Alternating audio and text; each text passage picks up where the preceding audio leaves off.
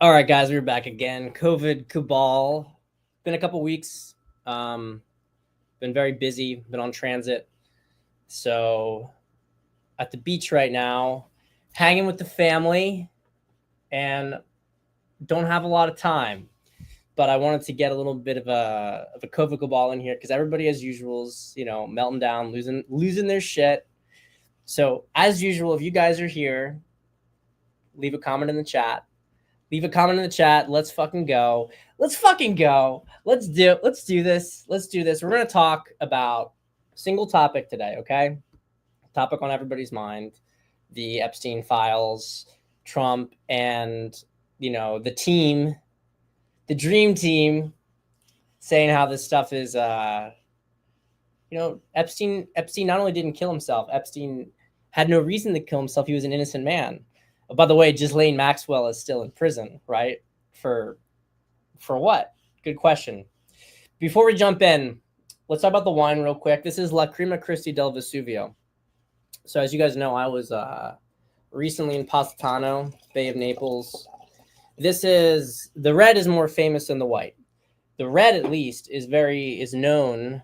So by the way, these are grapes that are grown on the slopes of Mount Vesuvius, which, as you guys know, mountain that destroyed Pompeii in an eruption during Roman times. So wine experts, wine historians say that this wine is most similar to the wine that the Romans themselves drank. So it's kind of interesting. I would not say it's a prestigious wine. It's also not a cheap wine. It's kind of in like it's not like cheap plonk, but it's nothing like crazy. And it uses relatively old, obscure varietals. So the white is Caporetto, mostly known for being able to maintain a lot of acidity in a hot climate. Very nice wines. Lacryma Christi del Vesuvio literally means the tears of Christ from Vesuvius. So pretty cool wine. Let's have some of it.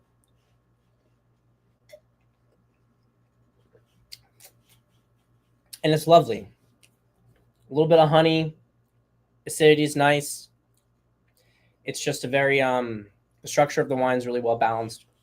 It's a little big, which is normal for Campagna whites. Like I had a Greco de Tufo the other night. Greco de Tufo is a different varietal, but also from Campagna. Pretty big as well.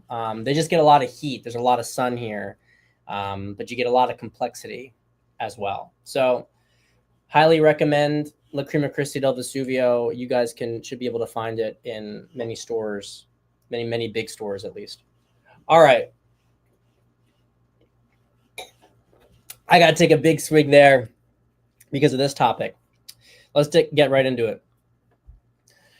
U.S. Department of Justice and FBI joint Epstein memo. There was no credible evidence found that Epstein blackmailed prominent individuals as part of his actions. Okay. So we know, obviously, that this is not true, right? We all know that Epstein was clearly part of a blackmail operation. Trump, in many ways, was the one who put the profile on Epstein. We know that Trump banned Epstein from Mar-a-Lago. A lot of this focus actually came up in Trump's first term on Epstein. A lot of people only know about Epstein because of Trump and because of stuff that Trump was doing in his first term. I also want to give, of course, credit to Mike Cernovich, who really put a lot of work into this as well to get this stuff kind of exposed. So I understand. Look, I want to say this. I understand why everybody is upset. I understand why everybody's upset. I understand how annoying it is. I understand the tendency to want to become a doomer about all this stuff. I don't really see any reason, however, in practice, if you really think about it, I don't agree with the conclusion that Trump is captured, or the softer conclusion that Trump is unable to reveal it because him and Kash and Pam Bondi would have a gun to their head if they did it. Okay. And I want to break this down for you guys to talk about in big picture. First things first, though, I have to say this. I have to say it. I don't like to be, for season 1 of COVID Cabal, I had quite the ego, right? I was humbled. I try to be a humble guy. So I don't want to be cocky or anything like that, but I just want to point out that everybody who has been saying since the beginning of Trump's term and before Trump's term that Trump was some Zionist sellout, Trump was going to go to take us to war with Iran, or Trump was going to, push for mass amnesty, or Trump is going to cuck, Trump is this, Trump is... Every single time these people have said something, they are wrong. Every single time they have been wrong, okay? We didn't go to war with Iran. We bombed their nuclear site. It was a complete success. It accomplished multiple geopolitical goals all at the same time and completely castrated Israel's ability to exacerbate this war with Iran, which is what the cabal wanted. People don't like that because people hate the Jews and they hate Israel so much that they wanted that war to actually happen. They wanted Israel to be destroyed. I'd be honest, I don't have a dog in this fight, but I'm going to speak it as an American. I don't have a problem as an American using military force to accomplish aims. And just because something doesn't lead to the complete destruction of the state of Israel, it doesn't make Trump a Zionist shill. I personally think that Trump wants the state of Israel to exist, but doesn't want the Zionists to be able to implement their agenda in the region. I think that there's an attempt to try to tie Israel into the broader Middle Eastern framework. I think that's what the Abraham Accords were about, and I think that's still going on right now.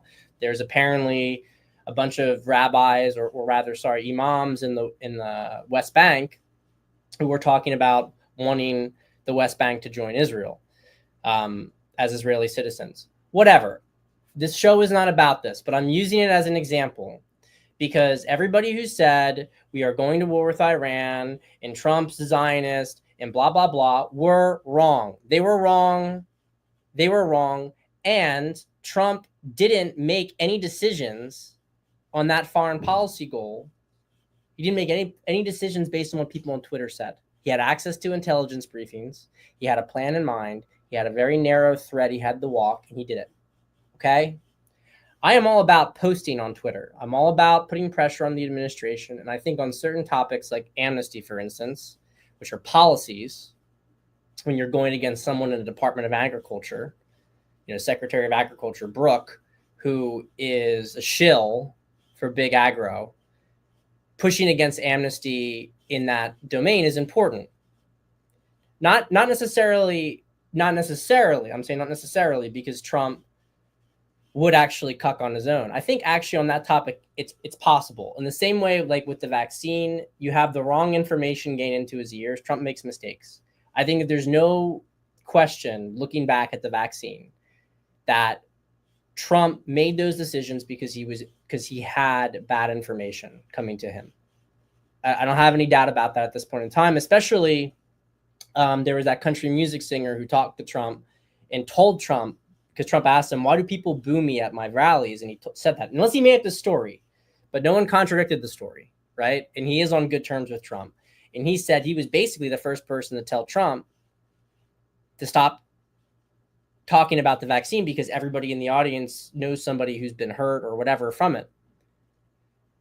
And Trump had not known that. So I think it's totally plausible that on policy decisions that maybe have some degree of nuance to them, like amnesty. I'm absolutely opposed to amnesty, obviously. But when I say bits of nuance is that, he doesn't necessarily know what do the people want, what needs to happen economically. These are things that an information gap can occur, and an advisor in your ear can truly screw up your decision-making process. So I'm not saying, I retweeted today, chimp out. I want you guys to chimp out, okay? But I also want you guys to be fair and on certain topics to understand the strategy portion of things. I posted this earlier today. The Epstein stuff is obviously a sham, and I won't pretend to like it. But people insisting that there is no release because Trump is controlled are jumping to conclusions. Politics runs on blackmail. It's just as plausible that Trump has the information but isn't releasing it because it gives him leverage over people, which allows him strategically to prevail over his enemies and implement the agenda. We can't prove this, but we can indirectly falsify it. If Trump were being controlled, MAGA agenda would be watered down for optics or wouldn't happen at all, and Trump would be getting dragged into the usual conflicts. Instead, what we have is the most successful first 6 months in a president's term since at least FDR. Trump threads the needle in numerous international incidents and domestically gets the essential, big, beautiful bill in his cabinet passed against all odds. You may dislike this take or call me delusional, which is whatever to me at this point after all I've been through. All I want to point out is when Pam Bondi comes forward and says she has all the Epstein files for release, you don't know who immediately called Trump looking to make a deal. You are only thinking about the Epstein files and Butler, the assassination attempt, right? In terms of what you want for accountability and transparency, you're not thinking of them as chips on the board to be negotiated. We may see this information in the future or we may never see it. But if it gets the MAGA agenda implemented and saves the country, do you really care? Praying Medic had another good take on this. Why has Trump allowed Epstein's accomplices to walk free? This is not an endorsement of Trump's position regarding Epstein's accomplices. It's an attempt to explain what would be going on in his mind. Durham only indicted 3 people connected to Spygate. Kevin Klein-Smith was the only person convicted, and that was for lying to the FBI. That Danchenko and Sussman were acquitted despite a mountain of evidence of their guilt. The lesson learned from Spygate is that the courts and jury pools are generally not inclined to convict those who wronged Trump. Durham knew he had no chance of convicting Obama, Rice, Brennan, Clapper, or low-level operatives like Strzok and Page due to a politicized justice system. I can relate to this firsthand, by the way, especially in D.C. If the DOJ prosecuted Democratic members of Congress for crimes related to Epstein, what do you imagine the odds would be of getting a conviction? 0. Trump understands that it's a pointless effort trying to bring justice to corrupt elected leaders, which may be why he has given up on seeing justice for these matters from the past. He has clearly turned his attention to issues over which he has control, such as closing the border, deporting illegal aliens, and fixing the economy. He's not going to come out and tell the world our justice system is screwed, and that's why he has to let Epstein crimes grow, but that appears to be the reality we must live with. I'm not saying I agree. Logical thought process that may explain his position. By the way, another person commented on this, not on this post, but said something similar, that this is one of the reasons why it's going to go to military tribunals. I'm just adding on to what Praying Medic's saying. A natural implication of this is that the real crimes are going to be taken care of in tribunals because the justice system is captured, and you can see that firsthand. Last thing I'm going to show you before I go on our little closing monologue to analyze all this stuff together, which is a Q drop. Understand one simple fact: the U.S. is connected to the rest of the world. Knowing that, understand by default, if certain intel is released, it would cause a world war/mass suffering. We share the idea of open source, but value life and must make decisions based on outcomes and containability. Okay. So there's a couple things here, right? I will say this. Nobody understands or superficially claims to understand why Pam Bondi had all these influencers say, we're going to release the Epstein documents, open source. We're going to have all these people. We're going to have Cernovich. We're going to have Posobiec. We're going to have all of the good ones. And they are good ones. I love these guys. I really do. We're going to have them all come to DC, and we're going to give them the binders with all the Epstein stuff. Pam Bondi says she has them on her desk. Now, I know that there's some dispute that she just says she hasn't reviewed it, but it's on her desk. Whatever. This isn't really that important as far as I'm concerned. What's important is that there is a telegraph message that we're releasing the Epstein files, and then nothing was released of substance. So I have to have you guys think about this in terms of how Trump has behaved in general as a bluffer, of telling people he's going to do something, and then at the last second scares them, they comply. Sometimes, of course, Trump has to call the bluff, which would be the strike on Iran. You can't bluff without ever showing force. But Trump shows he's willing to use force, but most of the time he doesn't want to, and he makes that clear. He's The one thing about Trump, art of the deal master, right? Genius when it comes to deal making. He is always willing to make a deal. You can make a deal with Trump, but don't confuse the fact that Trump will make a deal with the fact that Trump will sell out his integrity. Okay? Trump makes deals to get what he wants, and he trades things and he manipulates. He's a great manipulator, and he trades things that he wants, sometimes permanently, sometimes temporarily, to gain advantage. Okay? Washington, D.C., and frankly, the world runs on blackmail. That's the whole point and lesson of Epstein, right? That's the whole point and lesson of Epstein, is that it's a blackmail circuit. Does anybody understand how, knowing that it's not just the Democratic Party that's captured, they're the worst, but that to varying degrees, half the Republican Party, if you really want to get into it, almost the entire Republican Party to some degree, right? It just depends how deep you want to go into it. Certainly, we have a good number of people in the Republican Party who are also captured, right? We know this. Nobody on COVID cabal has ever said that the Republican Party is a clean group. How on earth did Trump get every single cabinet position put through with his nominee? You can say maybe he didn't get Matt Gaetz, and maybe he didn't. We don't, he didn't really push it far enough for us to know whether that was a bluff as well to get people through. But the point I want to make with all this is, how did Trump get somebody who was like Kash Patel, who is, or Tulsi Gabbard, people who have been against the deep state from the very beginning? People like Dan Bongino spent his entire career talking about this stuff. These are people with integrity, okay? People who we know with integrity, who spoke out when it was difficult to speak out at great personal risk. Tulsi Gabbard was on a terror watch list like me. Okay? I'm saying all this stuff because how on earth do these people get confirmed by the Senate? Does anybody think for a second that some of these people who did very terrible things are very interested in not rotting in prison the rest of their lives? Do we understand that? Is that possible? Is it possible that deals are being made? Because look, I see a really, really deep swamp. I see Trump, and he has a small group of people in his cabinet, in the prime positions in his cabinet. We all agreed they were really good people. Pretty much everybody agreed that Trump's core cabinet was really good people. Okay, I'm not talking about Department of Agriculture lady. She's not core cabinet. But RFK, Tulsi Gabbard, Kash.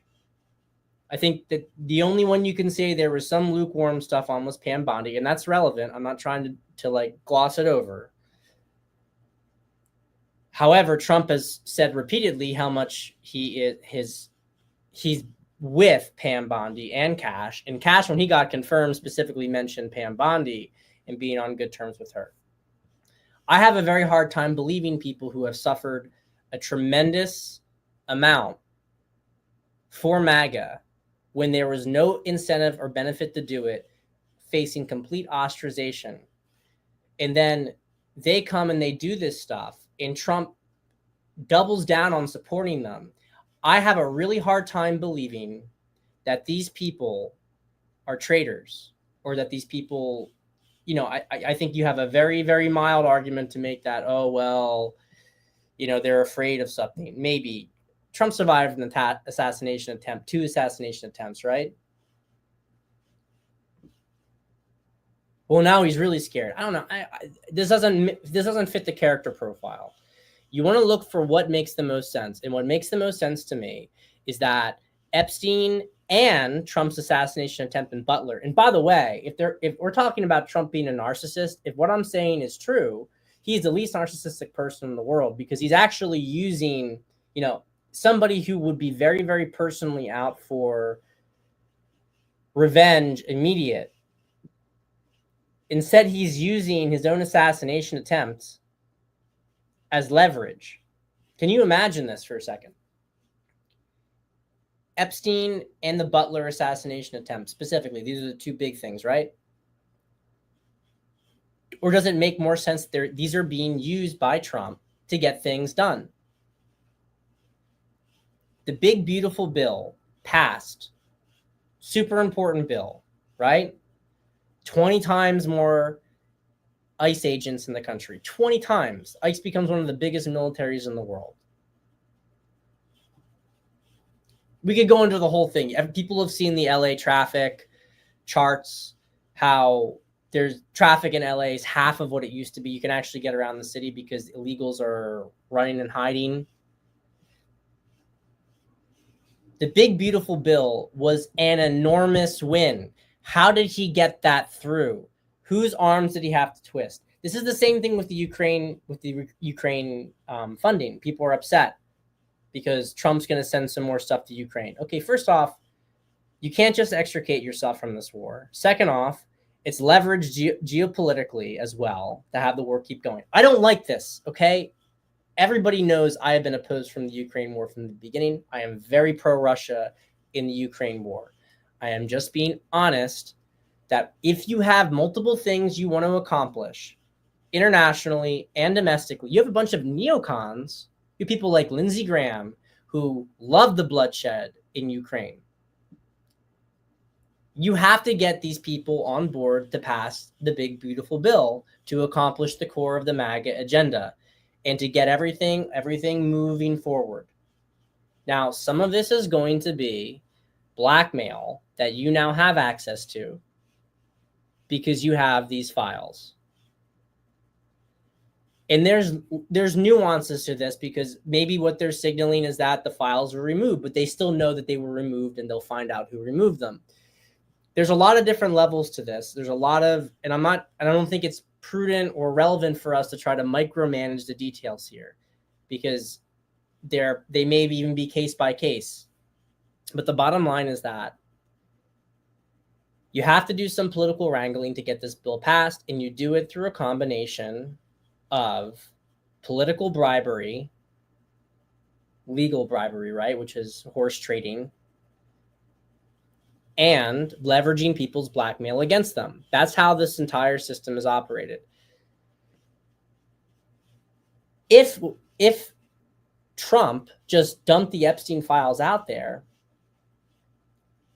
would that be better long term? Would it be better long term? Some might argue it is. You put the truth out there, you let the chips fall where they may. But maybe you end up having rather than having a controlled demolition of the old system where the pain to the public is marginal in the grand scheme of things, and you can reform things because you keep certain pillars up as you're doing this destruction. By just having the entire thing leveled, what happens instead is that you have a much bigger mess that maybe you can't recover from.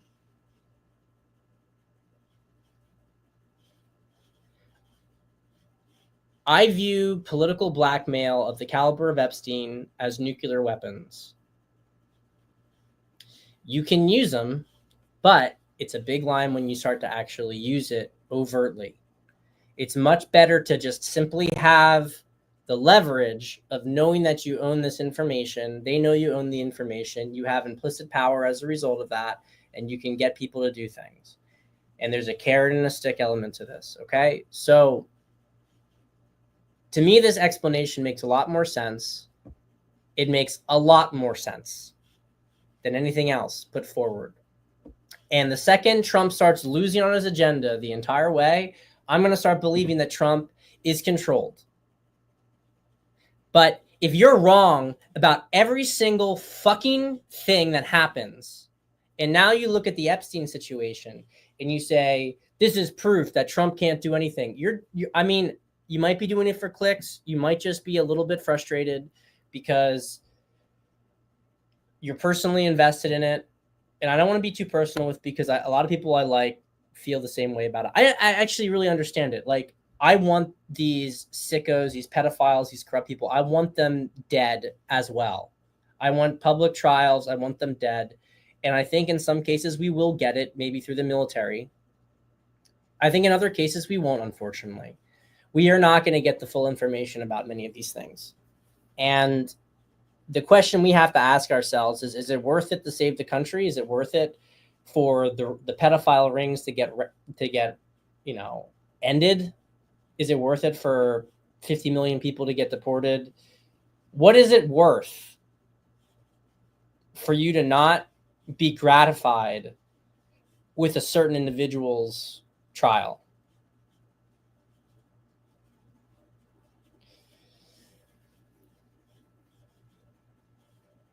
I do think stuff is going to come out in the future. I really do. But I'm also a pragmatist, and I want to win this war.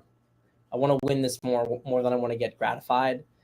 And all I see is Trump winning in a way that I couldn't win, because I don't have the guile. Maybe it's just the term. I don't have the guile. I have enough ability to understand this. I don't know. I think it's really hard for, I think, Dan Bongino's a lot like me.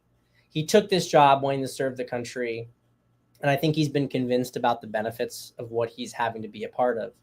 But you don't think it pains these people to some extent to know that they have to lie or they have to lead the truth in order to accomplish a bigger objective? It probably frustrates them a lot. And I do think that many are still going to come to justice in the end, maybe through the military, because as Praying Medic said very accurately, the justice system is compromised, right? So in the meantime, we need to get what we need to get done. We need to get it done by whatever means necessary. I would much rather never know about Epstein if it meant the big, beautiful bill got passed. And maybe I'm wrong if that wasn't the reason, but I think I'm right. I think I'm right, because everybody said it wasn't going to happen. Everybody said all these things weren't going to happen. There's only one last thing I want to end with here, okay?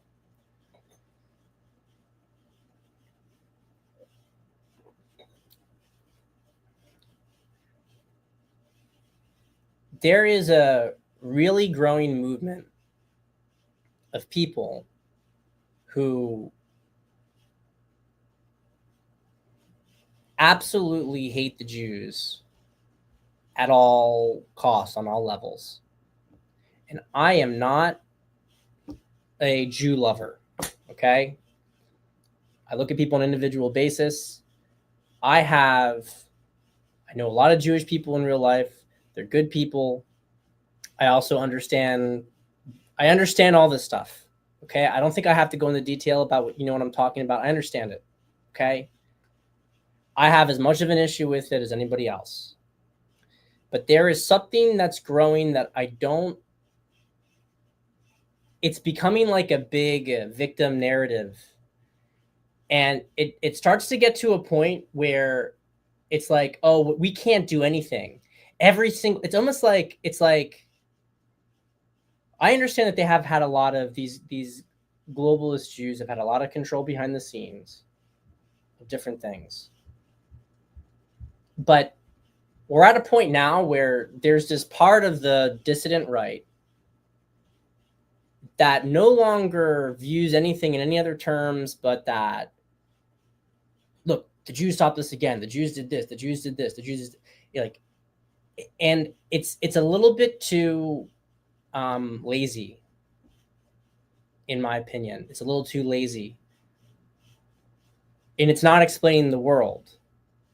It explains a lot of things, but it's disempowering, and it's not explaining a lot of what's going on right now. Because what I actually look at this group as being totally fucked, because everybody under 40 is rapidly hating them. And it's actually to the detriment of a lot of individual Jews who really have no relation to what's going on here.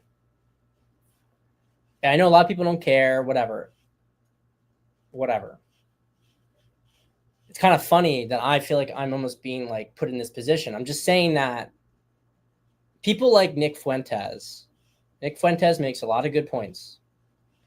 Nick Fuentes also, I said this on a previous show, and I want to make a bigger emphasis about it now.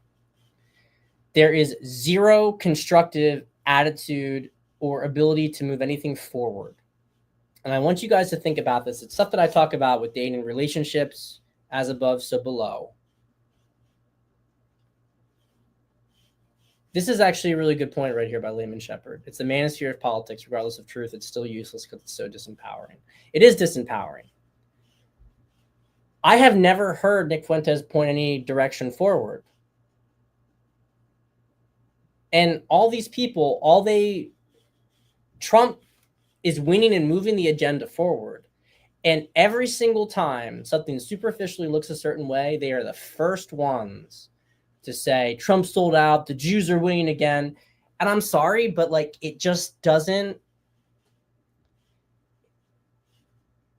to me, it reeks. I'm just going to say that. It reeks. It reeks of its own little psyop. And it's a little too coordinated across different categories for my taste.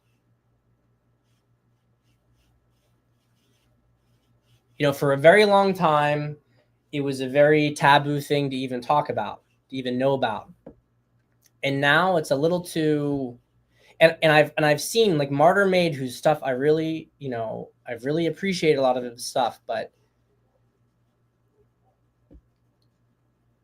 I've seen him lie on a number of occasions about facts, deliberately, right? Or lazily, let's put it that way, maybe.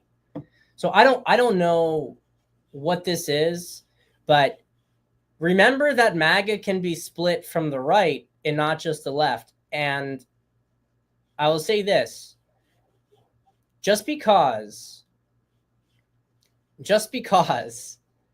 a group of international Jews who are connected to the global elite, right?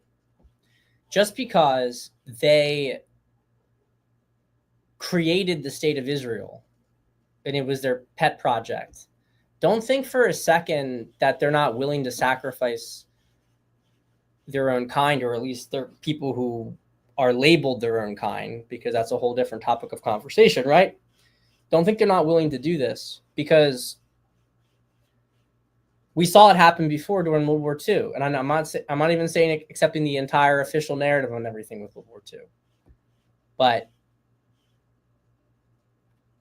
they certainly left a lot of sacrificial lambs there. Don't think that they would be willing to do it again. People have this assumption that they'll never give up the state of Israel. You don't think that for these people will give up anything for world power. Do you think that they care about the people in the state of Israel? You think they care about Jews on the ground in Israel? They don't care about those people. They don't care at all about those people. They care about power. The ends justify the means. They've already started talking about, oh, maybe Ukraine's the next Israel. They'll do another relocation, whatever. My point here is just that if we're playing a chess game, maybe Israel is the queen, but you have queen sacrifices. There are a lot of things that you're willing to sacrifice to win a game. You'll sacrifice any piece if it means winning the game. So I am just saying that it just became a little too, all of a sudden, this whole Trump is a Zionist, Trump is backing Israel nonstop, and Trump lives for Israel. This to me looks like another angle to divide MAGA that isn't based on reality, because if anything, it looks like Trump is turning Israel into his puppet, which is how it really should have been. Tail shouldn't have been wagging the dog. It's up for your consideration. But what I will say is this. Again, I'm going to reiterate it one last time. They were wrong. They've been wrong about Trump selling out every single fucking time. Every single fucking time they've been wrong about it. So let's wait and see. And let's first off wait and see, what is the core part of MAGA? Deportations. Taking America back. If MAGA keeps moving forward, maybe we should give Trump the benefit of the doubt that he is really running the fucking show. Maybe he is actually running the show. Maybe he's got the right team in place, and maybe we are going to get to an end game here. There's one last thing I want to say, and I didn't get these screenshots for you, but on this point, do you know what the big thing recently was? It was about Q being an Israeli psyop. They were saying all the posts were coming from on 4chan were coming from Israel. And it was a lie. They lied about it. And the reason I think this is important is, why are they lying about that? Why, like, I saw this, I'm like, is that really true? I went and I looked. There was tons of stuff completely debunking it. It was fraud. And this is what I mean. Like, Martyr Maid's done similar kind of things on this, Daryl Cooper. So why are they lying about this? It will take everybody by surprise. It's actually brilliant. I have to give them credit. It's brilliant, because you couldn't stop people from moving to the right. So how do you throw them off? Now you try to push them too far. You try to take them off reality in the other direction. They were resisting it for so long, they realized they couldn't do it. So then they start to push from the other direction. It's not something your average person, even your average Trump supporter, is going to expect. So you have to be mindful of this, that they can manipulate in many different ways. We have to keep looking, judging it by its fruits. Judge it by its fruits. Judge Trump by his fruits. Just look, the second Trump really starts to cuck and starts failing and things start falling apart, I'm going to believe it. But right now, I feel like the main effective attack, because the left is fucking castrated right now. The people on the left are being ready to be wiped out. They know they can't really save them. They are going to try to destroy MAGA from the right. And I'm not saying that we shouldn't be moving towards a very, very nationalistic policy in America. I said it very publicly on Twitter that I think Western civilization is going to survive. I don't know if democracy is going to survive because of what needs to be done. So don't think I'm not on the right. I'm on the right. But I know I see a movement to drive people away from Trump. And I don't know if Elon Musk is a part of that. That is a whole different ball game, which we'll talk about on their show. But I think this is enough, guys, for today. I think you got the point. I don't want to belabor it. But stay frosty. Keep the big picture in mind. Oh, there was one last thing I wanted to say. I'm glad I remember this. The weapons to Ukraine. Trump sends some more weapons to Ukraine, perhaps. I mean, I think he will. But what did he deprive Ukraine of? What did Hegseth say that they couldn't have? Air interceptors. Trump gives them some more, MREs, gives them some more, body armor and machine guns and shells. They have no air interceptors. They're completely at the mercy of the Russian Air Force. So look, here is the thing, and yeah, I know it's cynical, but you know what? The world is a cynical place to some extent. He's providing them with things that won't allow them to change the course of the war. It's superficial. It's boilerplate. Okay? It is not game-winning technology. It's not like Biden, who kept trying to give them new stuff. Trump is pulling back on the stuff that Ukraine really needs because it's not in America's interest. So if he gives them slop, don't fall for the headline. Look at the details here. Yes, Layman Shepherd said it perfectly. It's practically humanitarian aid. Okay? It's not a coincidence that Trump got what he wanted in the Iran-Israel situation, and Russia was basically given carte blanche in Ukraine. Just because Trump doesn't draw attention to the fact that he's giving Putin free reign in Ukraine doesn't mean it's not happening. Optics are very important. You're going to have to learn to read between the lines, or if you just want the outrage clicks, you're going to get the outrage clicks. That's not what we do at CABAL. We drink wine and we get to the truth of matters. So I love you guys. Hey, have a good summer. I'll see you in a week or two. We'll see what happens next. Take care.